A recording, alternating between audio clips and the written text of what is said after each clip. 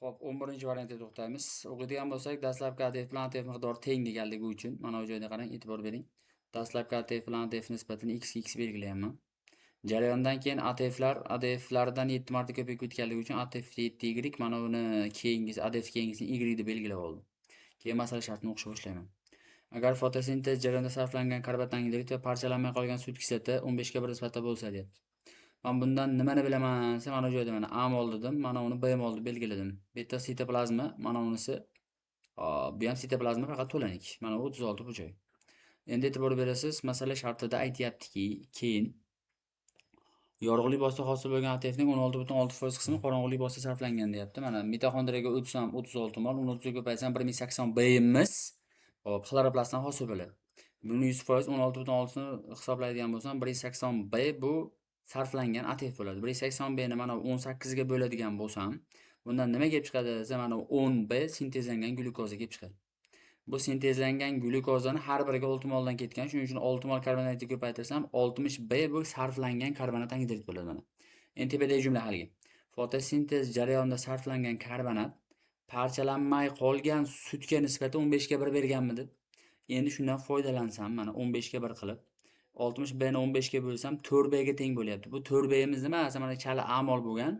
Parchalanmagan undan chiqqan sut 2A bo'ladi. Shu 4 B'imiz 2A ga teng bo'ladi. Bundan ko'rinib turibdiki, nimaga desa, bitta bundan ko'rinib turibdiki, bitta mana bu joyda mana bitta A'imiz 2 ta B ga teng degan ifoda kelib chiqadi. Endi yana ma'lumot sharti aytyapti. Mitoxondriyada hosil bo'lgan karbonat angidrid deyapti. Mitoxondriyada hosil bo'lgan karbonat 6 B ga teng bo'lardi. 6 B, ya'ni qorong'ulikda sarflangan karbonat. Qorong'ulikda sarflangan karbonat mana bu joyda bordi, 60 B. Ikkalasining o'rtasidagi farqi nechiga teng? 54 B. Mana shu 54 B'imiz 270 ga teng ekan. Bundan B ni topsam B'im 5 ga teng. Mana bu joydagi ifodadan topadigan bo'lsam A'imiz 10 ga teng. Demak, umumiy parchalangan 15 mol glyukoza bo'lgan. So'rovga o'taman. 33-sida. Dissimilyatsiyada, ya'ni parchalanishda qatnashgan glyukoza qanchaga teng bo'ladi? Chalasi 10 mol, to'lasi 5 mol, qo'shsak 15 mol. 34 da 4% glyukoza chala parchalangan. Umumiy 15 mol glyukoza bor. Undan 10 moli chala bo'lgan. 10 taqsim 15 ko'paygan 66,6 C javob. 35 da aytyapti, dastlabki ADF qancha bo'lgan deyapti. Buning uchun mana bu tenglamadan foydalanaman, qarab turing. Xo'p, umumiy birinchi bo'lib qiladigan ishim dissimilyatsiyada hosil bo'lgan ATF topib olishim kerak. Mana 10 moldan 2 ga ko'paytirib 20, to'ladan 38 ga bo'lgan 190, umumiy 210 dissimilyatsiyadan hosil bo'lgan. Endi 1 mol bo'lganda mana bu jarayon 1080 ga teng bo'lardi. Bizda glyukoza 5 mol to'la parchalanish, shuning uchun 5 ni 1080 ga ko'paytirsam 5400. Endi buni hammasini qo'shib yuborish xato bo'ladi, chunki bu jarayonda qanchadir glyukoza bundan sintezlanib ketgan. Sintezlanganini topishim uchun mana bu joydan foydalanaman. Ya'ni mana bu joyda sintezlangani borda mana bu 10 B degan joyi bor-ku. Mana shundan foydalanadigan bo'lsam, 10 B ni ko'paytirib yuborishim kerak nechiga? Birinchi bo'lib, uni sonini topoladigan bo'lsam, mana 5 ko'paygan 60 300. 306 ga bo'lsam 50 ga teng bo'ladi. 50 mol glyukoza sintezlangan. Endi buni 18 ga ko'paytirsam qancha ketyapti desa, 900 ta ATF ishlanib ketyapti. Umumiy hosil bo'lgandan 5400 dan mana 900 ayirib yuborsam, 4,5 bu hosil bo'lgan ATF ga to'g'ri keladi endi. Mana bu yerdan hosil bo'lgan ATF, bu yerdan hosil bo'lgan ATF qo'shsam 4710. Mana dastlabki ATFimiz x edi. Undan ATF hosil bo'lishi sarflanishi, shuning uchun minus. Mana bu ATF x edi, bunga qo'shilyapti plus. Yig'indisi necha teng bo'lgan? ATFniki y ga, ATFniki 7y ga teng bo'lgan. Bundan x hisoblasak, ximiz 6280, y'imiz 1570 ga teng. Bizdan so'ralgan narsa dastlabki ADF bo'lgan, uni x belgilaganmiz, shuning uchun ximiz 6280 javob E bo'ladi. 36-savolda o'qiydigan bo'lsak, bizda 6 xil aminokislotani beryapti. Har biri bir martadan takrorlansin, lekin oqsil tarkibida 6 ta aminokislota bo'lsin. Endi bu degan misoldan 1, 2, 3, 4, 5, 6 nukleotid bir marta keldi, aminokislota ketma-ketlik. Endi keyingisida 2, 1, 3, 4, 5, 6, 7. Xuddi shunday qilib kombinatsiya hosil qildim-moq. Bu matematik qoidaga binoan, misoldan eng maksimal son nechaga teng? 6 bo'lyapti. 6 tadan 6 tasini tezlayapmiz. Bu degan 6 ko'paygan, 5 ko'paygan, 4 ko'paygan, 3 ko'paygan, 2 ko'paygan 1 qiladigan bo'lsangiz, aynan mana shu kombinatsiyadan hosil qilib beradi. Bu nima degani desa, matematikada bu 6 faktorialga teng degan. 6 faktorialimiz nechaga teng desa 720 ga teng bo'ladi. 37-savol. Noma'lum sondagi spermatogonini har biri 3 martadan mitoz bo'linadi. Nechtaligini bilmaganligim uchun x dedim. Undan 8x mana spermatogonidan hosil qilyapman. Keyin birinchi tartib spermasining 50% meyoz bo'lindi deyapti. Qolgan mana 50% degani 4x bo'ladi. har biri spermatogonik bo'lganligi uchun 4 marta oladi. 4 4 ko'paytirsam 16x ga teng bo'ladi. Va spermatozoidlarning 64 tasida deyapti, Y xromosoma saqlasa. Endi qarang, mana bu joyda sodda qilib tushuntirdim. Mana XY bo'lgan. Meyoz 1da bittasiga X, bittasiga Y ketadi. Meyoz oxirida X X dan 2 da Y dan 2 ta hosil bo'ladi. Ya'ni X lilari soni Y lar soniga teng bo'ladi. Ya'ni 50%. 64 tasi Y bo'lgan bo'lsa, demak qolgan 64 tasi ham X bo'lgan. Shunda 100% ni topsam, u 128 taga teng bo'lgan. 128 tamiz bu umumiy spermatozoidni beradi. Shuning uchun umumiy spermatozoid mana bu joyda 16 berilgan. 16 ga bo'lsam X 8 ga teng bo'ladi. Bizdan so'ralgan narsa o'zi dastlabki spermatogoniyni so'raganda ko'payish zonasidan bittasi bo'lingan, ya'ni bo'linib bo'lgan emas, bo'linishdan hosil bo'lgan emas, bo'linayotgan. Ya'ni mana buni so'rayapti, mana bu X.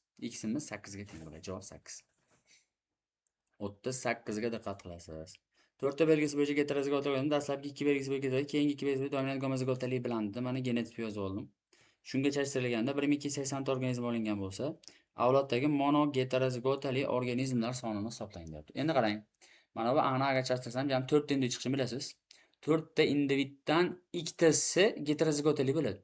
Bu degani 4 tanchida ikkita degani ehtimollikka qo'yadigan bo'lsam 1 taqsim 2 ehtimollik. Bunda ham xuddi shunaqa, mana 1 taqsim 2 ehtimollikda heterozigotalik bor. Kattasi hech narsa, ya'ni kattasi yashasam, ikkita organizm bor, undan bittasi heterozigot bo'ladi. Shuning uchun 1 taqsim 2. D da ham xuddi shunaqa 1 taqsim 2. Buni hisoblab qo'yadigan bo'lsak, bu 4 ko'paygan 1 taqsim 2 ning 4-inchisi. Bu degani nima degani esa 4 taqsim 16 yoki bo'lmasam 1 taqsim 4 ga teng bo'ladi. Bu degani ehtimollik bilan umumiy 4 organizm ichidan faqat bittasi, ya'ni faqat monogeterozigotali bo'ladi deganini beradi. Bizda nima bergan? 1 taqsim 4 degan 0.25 degan. Bizda 1280 ta organizm bor, uni 0.25 ga ko'paytirsak 320 taga teng bo'ladi. Agar misoldan bu yo'lga yaxshi tushunmayotgan bo'lsangiz, men sizga eng yaxshi yo'l nima qilish kerak desa, mana organizmdan 16 ta, mana unisidan 4 ta gametani olib, chachishtirib, ichidan monogeterozigotni hisoblab chiqsangiz ham mana shu 320 kelib chiqaveradi. Buni o'rganib olsangiz ozgina qulayroq yo'l. 39-savol. 3 ta DNK beryapti. X, Y, Z DNK haqida ma'lumot bor. Ma'lumotni o'qiydigan bo'lsak, nisbatan umuman ishlatilmaydi, faqat chalg'ituv xolos. Y DNKdagi gonni 2 ta deyapti mana. Y DNKdagi gonni belgilab oldim 2 ta. Undan keyin yana ma'lumot sifatida beryaptiki, X DNKda adenin deyapti 250 ta, mana 250 ta adenin ham belgilab oldim. Asl ishtirok etmaydi. Z DNKda fosfatdifir bog' 1198 ta beryapti. 1198 degani unga 2 ni qo'ysam nukleotidga aylanadi. 1200 ta Z DNKda nukleotid bor. Endi nari tarafda e'tibor bering, 2Y bitta Z ga teng deyapti. Bizda mana Z'imiz 1200 bo'lsa, demak 2Y 1200, Y 600 ga teng bo'ladi. Jami o'zi uchala DNKda 2700 ta nukleotid bor edi. Mana bu 1200 ni ayirib yuborsam, o'zi 1500 qolganida Y bilan X ga. Y'imiz 600 ta chiqdi, bu 600 ni ham ayirib yuboradigan bo'lsam, 900 mana bu X DNKga qolib ketyapti.